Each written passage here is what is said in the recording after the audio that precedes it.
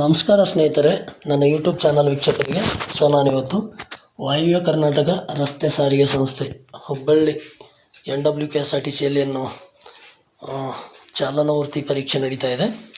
ಈಗಾಗಲೇ backlog driver come ಕಂಡಕ್ಟರ್ದು ಚಾಲನವರ್ತಿ ಪರೀಕ್ಷೆ ಮುಗಿಯುವ ಹಂತದಲ್ಲಿದೆ. ಅದೊಂದು 10-11ನೇ ತಾರೀಕಿಗೆ ಎಲ್ಲ ಫೈನಲ್ ಮಾಡ್ತಾರೆ. 13ನೇ ತಾರೀಕಿಂದ ಜನವರಿ 13ನೇ ತಾರೀಕಿಂದ ಓನ್ಲಿ ಡ್ರೈವರ್ ಪೋಸ್ಟಿಗೆ ಏನು ಅಪ್ಲಿಕೇಶನ್ ಹಾಕಿದ್ರೆ ಆ ಅಭ್ಯರ್ಥಿಗಳ ಒಂದು ಚಾಲನವರ್ತಿ ಪರೀಕ್ಷೆ ಸ್ಟಾರ್ಟ್ ಆಗುತ್ತೆ. ಅದಕ್ಕೆ ಸಂಬಂಧಪಟ್ಟ ಹಾಗೆ ಯಾರ್ಯಾರಿಗೆ ಈ ಥರ SMS ಬಂದಿದೆಯೋ ನೋಡಿ, ಈ ಥರ ಯಾರ್ಯಾರಿಗೆ SMS ಬಂದಿದೆ ಆ ಒಂದು ಅಭ್ಯರ್ಥಿಗಳದು ಎಲ್ಲ ಅಭ್ಯರ್ಥಿಗಳು ಕರೆಪತ್ರ ಅಪ್ಡೇಟ್ ಮಾಡಿದ್ದಾರೆ. ನೀವು ಈಗಲೇ ಈ ಒಂದು ವೆಬ್ಸೈಟ್ ಕೊಟ್ಟಿದ್ದಾರಲ್ಲ nwksrtc.karnataka.gov.in ಅಂತೇಳಿ ಆ ಒಂದು ವೆಬ್ಸೈಟ್ ಓಪನ್ ಮಾಡಿ ನೀವು ಕರೆಪತ್ರನ ಡೌನ್ಲೋಡ್ ಮಾಡ್ಕೋಬೋದು ಸ್ನೇಹಿತರೆ. ನೀವು ಅನ್ಬೋದು, ಸರ್ ನಾವು ಅಪ್ಲಿಕೇಶನ್ ಹಾಕಿದ್ದೀವಿ ಡ್ರೈವರ್ ಪೋಸ್ಟಿಗೆ, ನಮಗೆ ಈ ಥರ SMS ಬಂದಿಲ್ಲ ಅಂತೇಳಿ. ಇದಕ್ಕೆ ಸಂಬಂಧಪಟ್ಟ ಹಾಗೆ ಇವಾಗ ಅವರು ಸ್ಟಾರ್ಟ್ ಮಾಡ್ತಾ ಇರೋದು ಹುಮ್ನಾಬಾದ್ ಚಾಲನಾ ಪಥದಲ್ಲಿ.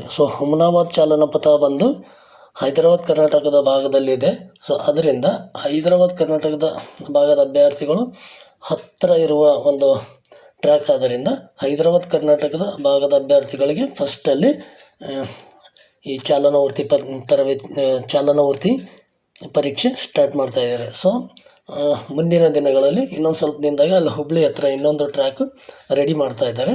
ಅದು ರೆಡಿ ಆಗಿದ ತಕ್ಷಣ ಇನ್ನುಳಿದ ಅಭ್ಯರ್ಥಿಗಳಿಗೆ ಅಲ್ಲಿಗೆ ಕರೀತಾರೆ ಅಂತಕ್ಕಂಥ ಮಾಹಿತಿ ಇದೆ ಸ್ನೇಹಿತರೆ.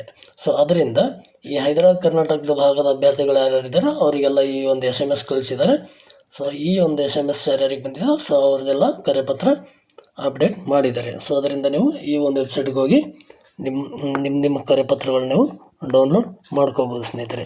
ನಾನು ತೋರಿಸ್ತೀನಿ ಒಬ್ಬರದು ನೋಡಿ.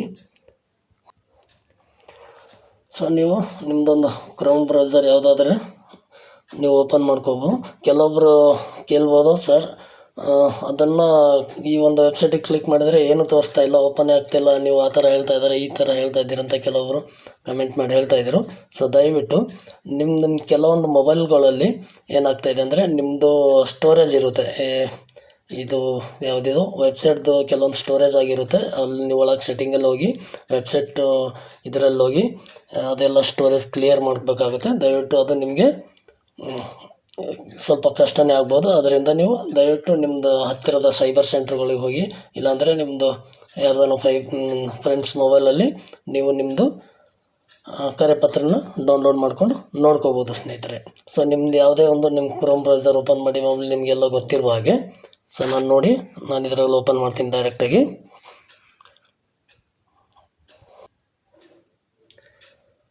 ನೋಡ್ಬೋದು ಸ್ನೇಹಿತರೆ, ನಾನು NWKSRTC ಅಂತೇಳಿ ಸರ್ಚ್ ಮಾಡಿದಾಗ ಈ ಥರ ಒಂದು ಪೇಜ್ ಓಪನ್ ಆಯಿತು. ಇಲ್ಲಿ ನೀವು ನೋಡ್ಬೋದು, ಇಲ್ಲೇನು ಕೊಟ್ಟಿದ್ದಾರೆ, ಚಾಲಕ ಕಮ್ ನಿರ್ವಾಹಕ ಪರಿಶಿಷ್ಟ ಜಾತಿ ಹಿಂಬಾಕಿ ಹಾಗೂ ಚಾಲಕ ಕಮ್ ನಿರ್ವಾಹಕ ಇತರೆ. ಇವೆಲ್ಲನೂ ಡೌನ್ಲೋಡ್ ಆಗುತ್ತೆ. ಈ ಒಂದು ಇದ್ರ ಮೇಲೆ ಕ್ಲಿಕ್ ಮಾಡಿಕೊಂಡು ಯಾವ್ಯಾವ ಅಭ್ಯರ್ಥಿಗಳು ಯಾವ ಡೇಟ್ಲಿಂದ ಎಷ್ಟು ಜನ ಯಾವ ಡೇಟ್ಲಿಂದ ಇದು ಎಲ್ಲ ಪೂರ ಲೀಸ್ಟು ಆ ಥರ ಏನು ಬಿಟ್ಟಿಲ್ಲ. ಡೈರೆಕ್ಟಾಗಿ ನೀವು ಕ್ಲಿಕ್ ಮಾಡಿಕೊಂಡು ನಿಮ್ಮದು registration number hockey date of birth ಹಾಕಿದರೆ ನಿಮ್ಮದು ಕರೆಪತ್ರ ಡೌನ್ಲೋಡ್ ಆಗುತ್ತೆ. ನೋಡಿ, ನಾನೊಂದು ಕರೆಪತ್ರ ಡೌನ್ಲೋಡ್ ಮಾಡ್ತಾಯಿದ್ದೀನಿ. ನೋಡಿ, ಇದ್ರ ಮೇಲೆ ಕ್ಲಿಕ್ ಮಾಡಿದ್ರೆ ಈ ಥರ ಓಪನ್ ಆಗುತ್ತೆ. ಈ ಥರ ಓಪನ್ ಆಗಿದಾಗ ಸ್ವಲ್ಪ ಮೇಲ್ಗಡೆ ನಿಲ್ಕೊಳ್ಳಿ. ಮೇಲ್ಗಡೆ ಎಲ್ಕೊಂಡಿದ್ದಾಗ ನೀವು ನೋಡಿ, ನಿಮಗೆ ಇಲ್ಲಿ ಕಾಣ್ಬೋದು ಕರೆಪತ್ರ ಮತ್ತು ಅರ್ಜಿ ಮುದ್ರಿಸಿಕೊಳ್ಳಲು ಇಲ್ಲಿ ಕ್ಲಿಕ್ ಮಾಡಿ. ನಿಮ್ಮ ಹತ್ರ ಏನಾದರೂ ಫಸ್ಟ್ ಅಪ್ಲಿಕೇಶನ್ ಹಾಕಿರ್ತಿರಲ್ಲ 2019 ನಿಮ್ಮದು ಏನಾದರೂ ಒಂದು ಅಪ್ಲಿಕೇಶನ್ ಬೇಕಾದರೂ ಕೂಡ ಅದು ಕೂಡ ನೀವು ಡೌನ್ಲೋಡ್ ಮಾಡ್ಕೋಬೋದು, ಎರಡೂ ಕೂಡ ಮಾಡ್ಕೋಬೋದು. ನೋಡಿ, ನಾನು ಇದ್ರ ಮೇಲೆ ಕ್ಲಿಕ್ ಮಾಡ್ತಾ ಇದ್ದೀನಿ.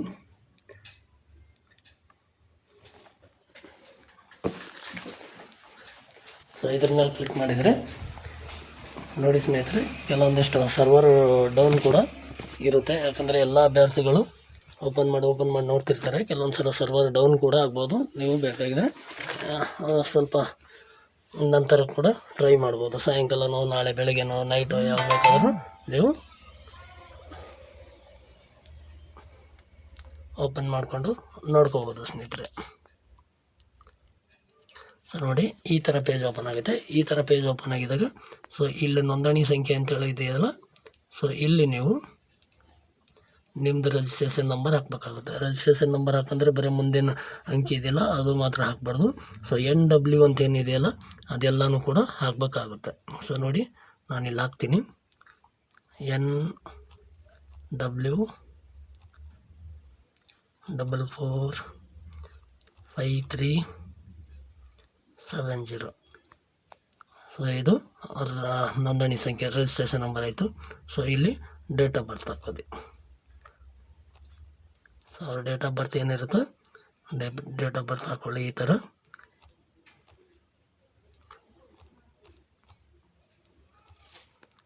ಹಾಕಿ ಯಾವ ಡೇಟ್ ಇರ್ತದೆ ಕ್ಲಿಕ್ ಮಾಡಿ ಕೆಳಗಡೆ ಲಾಗಿನ್ ಅಂತ ಹೇಳಿದೆಯಲ್ಲ, ಸೊ ಲಾಗಿನ್ ಮೇಲೆ ಕ್ಲಿಕ್ ಮಾಡಬೇಕಾಗುತ್ತೆ. ಈ ಲಾಗಿನ್ ಮೇಲೆ ಕ್ಲಿಕ್ ಮಾಡಿದರೆ ನಿಮಗೆ ಈ ಥರ ಒಂದು ಇದು ಓಪನ್ ಆಗುತ್ತೆ. ಸೊ ಇದು ಓಪನ್ ಆಗಿದಾಗ ನೋಡ್ಬೋದು ನೀವು ಇಲ್ಲಿ ಅಭ್ಯರ್ಥಿಗಳ ಹೆಸರು ಇರುತ್ತೆ, ಡೇಟ್ ಆಫ್ ಬರ್ತ್ ಇರುತ್ತೆ, ಅವರು ಯಾವ ಹುದ್ದೆಗೆ ಅಪ್ಲಿಕೇಶನ್ ಹಾಕಿದ್ದಾರೆ ಇರುತ್ತೆ, ಕ್ಯಾಟಗಿರಿ ಯಾವುದು ಇರುತ್ತೆ. ಸೊ ನೆಕ್ಸ್ಟ್ ಹಂಗೇನು ಮೇಲೆ ಹೋಗಿದರೆ ಸೊ ಇಲ್ಲಿ ನೋಡ್ಬೋದು ನೀವು ಅಪ್ಲಿಕೇಶನ್ PDF ಅನ್ನು ಡೌನ್ಲೋಡ್ ಮಾಡಿ ಅಂತಂದರೆ ನಿಮಗೇನು ಸ್ಟಾರ್ಟಿಂಗ್ ಇಲ್ಲೇನು ಅಪ್ಲಿಕೇಶನ್ ಹಾಕಿರ್ತಾರೆ ಅದು ಅಪ್ಲಿಕೇಶನ್ ಬೇಕಾದರೆ ಇದ್ರ ಮೇಲೆ ಕ್ಲಿಕ್ ಮಾಡ್ಕೋಬೋದು. ಅದು ಬೇಡ ಅಂದರೆ ಕೆಳಗಡೆ ಇದೆಯಲ್ಲ ಕಾಲ್ ಲೆಟರ್ PDF ಅನ್ನು ಡೌನ್ಲೋಡ್ ಮಾಡಿ. ಸೊ ಅದ್ರ ಮೇಲೆ ಕ್ಲಿಕ್ ಮಾಡಬೇಕಾಗುತ್ತೆ. ಸೊ ನೋಡಿ, ನಾನು ಅದ್ರ ಮೇಲೆ ಕ್ಲಿಕ್ ಮಾಡ್ತೀನಿ. ಸೊ ಇದ್ರ ಮೇಲೆ ಕ್ಲಿಕ್ ಮಾಡ್ಕೊಂಡಿದ್ದ ತಕ್ಷಣ ಸೊ ನೋಡಿ ಈ ಥರ ಬರುತ್ತೆ, ಡೌನ್ಲೋಡ್ ಫೈಲ್ ಅಂಥೇಳಿ ಅಗೇನ್ ಅಂತೇಳಿ ಬಂದಿದೆ. ಅಂದರೆ ಯಾಕಂದರೆ ನಾನು ಈಗ ಆಲ್ರೆಡಿ ಒಂದು ಸಲ ಡೌನ್ಲೋಡ್ ಮಾಡೀನಿ, ಅದಕ್ಕೋಸ್ಕರ ಬಂದಿದೆ. ನಿಮಗೆ ಡೌನ್ಲೋಡ್ ಅಂತೇಳಿ ಬರುತ್ತೆ. ಸೊ ನೋಡಿ, ಅದ್ರ ಮೇಲೆ ಕ್ಲಿಕ್ ಮಾಡಿಕೊಂಡ್ರೆ ಕರೆಪತ್ರ ಡೌನ್ಲೋಡ್ ಆಗುತ್ತೆ. ಸೊ ನೋಡಿ, ನಾನು ಮಾಡ್ತಾಯಿದ್ದೀನಿ.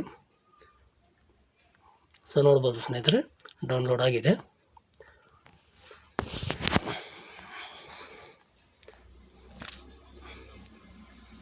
ಸೊ ನೋಡ್ಬೋದು, ವಾಯುವ್ಯ ಕರ್ನಾಟಕ ರಸ್ತೆ ಸಾರಿಗೆ ಸಂಸ್ಥೆ ಕೇಂದ್ರ ಕಚೇರಿ ಹುಬ್ಬಳ್ಳಿ, ಜಾಹೀರಾತು ಸಂಖ್ಯೆ 1/2019, ದಿನಾಂಕ 10/12/2019. ಹುದ್ದೆ ಚಾಲಕ ಅಥವಾ ಚಾಲಕ ಕಮ್ ನಿರ್ವಾಹಕ, ಚಾಲನಾ ವೃತ್ತಿ ಪರೀಕ್ಷೆಗೆ ಹಾಜರಾಗಲು ಕರೆಪತ್ರ. ಸೊ ನೋಡ್ಬೋದು, ನಿಮ್ಮ ರಿಜಿಸ್ಟ್ರೇಷನ್ ನಂಬರು ಇರುತ್ತೆ, ಹೆಸರು ಇರುತ್ತೆ. ನೋಡಿ ಡೇಟು, ಯಾವ ಡೇಟಿಗೆ ನೀವು ಅಲ್ಲಿಗೆ ಹೋಗ್ಬೇಕಂತೇಳಿ ನೋಡಿ 31/01/2025 ಬೆಳಗ್ಗೆ 7:30 ಗಂಟೆಗೆ ಪ್ರಾದೇಶಿಕ ತರಬೇತಿ ಕೇಂದ್ರ, ಕಲ್ಯಾಣ ಕರ್ನಾಟಕ ರಸ್ತೆ ಸಾರಿಗೆ ನಿಗಮ, ಹುಮನಾಬಾದ್, ಬೀದರ್ ಜಿಲ್ಲೆ. ಸೊ ನೀವು ಈ ಒಂದು ಸ್ಥಳಕ್ಕೆ ಆ ಟೈಮು ಆ ಡೇಟಿಗೆ ನೀವು ಚಾಲನಾ ವೃತ್ತಿ ಪರೀಕ್ಷೆಗೆ ಹೋಗಬೇಕಾಗುತ್ತೆ. ಸೊ ಜೊತೆಗೆ ಕೆಳಗೆ ನೋಡಿ ಸೂಚನೆಗಳು ಏನೇನು ಕೊಟ್ಟಿದ್ದಾರೆ, ಏನೇನು ತೊಗೊಂಡು ಬರಬೇಕು ಏನಂತೇಳಿ ಇಲ್ಲೇ ಇರ್ತವೆ. ಸೊ ನೋಡಿ, ಅಭ್ಯರ್ಥಿಗಳು ಈ ಕೆಳಗಿನ ಮೂಲ ದಾಖಲಾತಿಗಳ ಮೂಲ ಪ್ರತಿಗಳನ್ನು, ಅಂದರೆ ಮೂಲ ಪ್ರತಿ ಅಂದರೆ ಒರಿಜಿನಲ್ಲು, ಕಡ್ಡಾಯವಾಗಿ ಹಾಜರಿಪಡಿಸತಕ್ಕದ್ದು. ಏನಪ್ಪ ಅಂದರೆ ಮೂಲ ದಾಖಲಾತಿ ದೈಹಿಕ ಅರ್ಹತೆ ಪರಿಶೀಲನೆ ನಂತರ ಚಾಲನಾ ವೃತ್ತಿ ಪರೀಕ್ಷೆಗೆ ಅರ್ಹರೆಂದು ನೀಡಿದ ದಾಖಲೆ.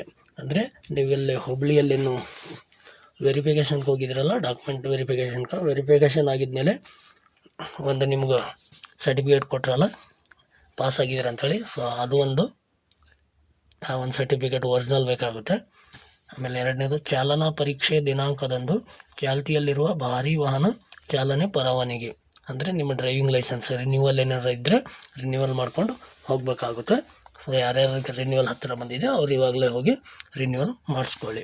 ಸೊ ಮೂರನೇದು ಬಂದು ಅಭ್ಯರ್ಥಿಯ ಗುರುತನ್ನು ದೃಢೀಕರಿಸುವ ಕುರಿತು ಸರ್ಕಾರದಿಂದ ವಿತರಿಸಲಾದ ಭಾವಚಿತ್ರವುಳ್ಳ ಅಧಿಕೃತ ಮೂಲ ದಾಖಲಾತಿಗಳ ಆಧಾರ್ ಕಾರ್ಡ್, ಮತದಾರರ ಗುರುತಿನ ಚೀಟಿ ಇತ್ಯಾದಿ.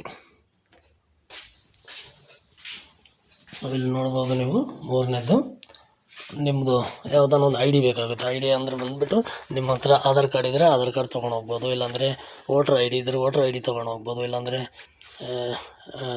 ಪ್ಯಾನ್ ಕಾರ್ಡು ಅಥವಾ ಪಾಸ್ಪೋರ್ಟು ಈ ಥರ ಏನಿದಿರ್ತವೆ ಒಟ್ಟು ಗೌರ್ಮೆಂಟ್ ID, ಗೌರ್ಮೆಂಟಿಂದ ಇಶ್ಯೂ ಆಗಿದ್ದು ನಿಮ್ಮದೇನು ಫೋಟೋ ಇರುತ್ತಲ್ವ ಅದ್ರ ಮೇಲೆ ಸೊ ಅಂಥದ್ದೊಂದು ID ತೊಗೊಂಡು ನೀವು ಹೋಗಬೇಕಾಗುತ್ತೆ. ಸೊ ನೆಕ್ಸ್ಟ್ ನೋಡಿ, ಚಾಲನಾ ಪರೀಕ್ಷೆ ಹಾಜರಾಗುವ ಅಭ್ಯರ್ಥಿಯು ಗುರುತನ್ನು ಖಚಿತಪಡಿಸಿಕೊಂಡ ನಂತರ ಅಭ್ಯರ್ಥಿಗಳಿಗೆ ಚಾಲನಾ ಪರೀಕ್ಷೆಗೆ ಪ್ರವೇಶ ಪತ್ರ ನೀಡಲಾಗುವುದು. ಸೊ ನೀವೇನೋ ಅಥವಾ ಅಲ್ವಾ ಅಂತೇಳಿ ಅಲ್ಲಿ ಕನ್ಫರ್ಮ್ ಆಗಿದ್ಮೇಲೆ ನಿಮಗೆ ಟ್ರ್ಯಾಕ್ ಟೆಸ್ಟ್ ಕೊಡ್ತಾರಂತೆ. ಸೊ ಪರೀಕ್ಷೆಗೆ ಹಾಜರಾದ ಎಲ್ಲ ಅಭ್ಯರ್ಥಿಗಳು ಆರಂಭದಲ್ಲಿ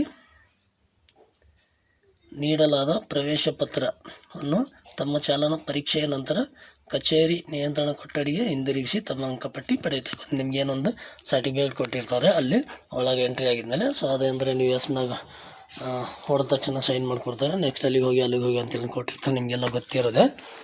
ಸೊ ಅದು ಲಾಸ್ಟಲ್ಲಿ ಅಲ್ಲಿಗೆ ಅವ್ರ ಹತ್ರ ಎಂಟ್ರಿ ವಾಪಸ್ ಕೊಟ್ಟರೆ ನಿಮಗೆ ಮಾರ್ಕ್ಸ್ ಕೊಟ್ಟು ಕಳಿಸ್ತಾರೆ. ಸೊ ನೋಡಿ, ಪರೀಕ್ಷೆ ವಿಧಾನ.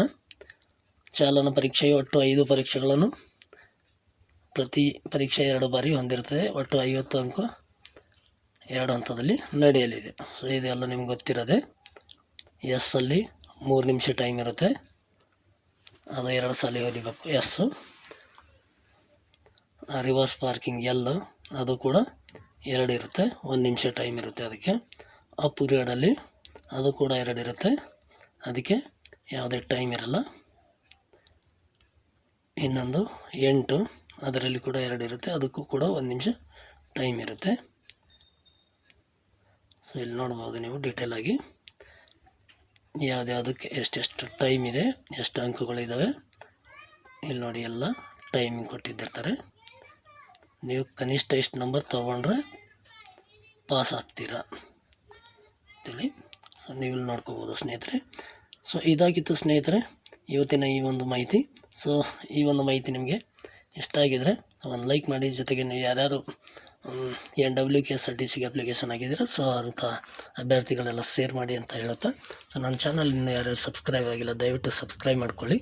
ಅನಿಸಿಕೆ ಅಭಿಪ್ರಾಯಗಳು ಏನಾದರೂ ಇದ್ದರೆ ಖಂಡಿತವಾಗ್ಲೂ ಕಾಮೆಂಟಲ್ಲಿ ನೀವು ಕೇಳ್ಬೋದು ಅಂತ ಹೇಳುತ್ತಾ, ಸೊ ನೋಡಿ ಸ್ನೇಹಿತರೆ, ನಿಮ್ಮ ಮೊಬೈಲಲ್ಲಿ ಬೈ ಚಾನ್ಸ್ ಏನಾದರೂ ಓಪನ್ ಆಗಿಲ್ಲ ಅಂದರೆ ನೀವುಗಳು ನಿಮ್ಮ ಹತ್ತಿರದ ಸೈಬರ್ ಸೆಂಟ್ರಿಗೆ ಹೋಗಿ ಅಲ್ಲಿ ಕರೆಪತ್ರನ ಡೌನ್ಲೋಡ್ ಮಾಡ್ಕೋಬೋದು. ಕೆಲವೊಂದು ಸರಿ ಮೊಬೈಲಲ್ಲಿ ಏನಾಗಿರುತ್ತೆ ಅಂದರೆ ಮೆಮೊರಿ ಎಲ್ಲ ಫುಲ್ಲಾಗಿ ಕೆಲವೊಂದು ಸರಿ ಓಪನ್ ಆಗಲ್ಲ.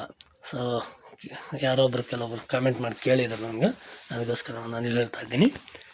ಸೊ ಅದರಿಂದ ಮಾಹಿತಿ ಇಷ್ಟ ಆಗಿದರೆ ಒಂದು ಲೈಕ್ ಮಾಡಿ ಅಂತ ಹೇಳುತ್ತೆ. ಮತ್ತೆ ಸಿಗೋಣ ಮುಂದಿನ ವಿಡಿಯೋದಲ್ಲಿ.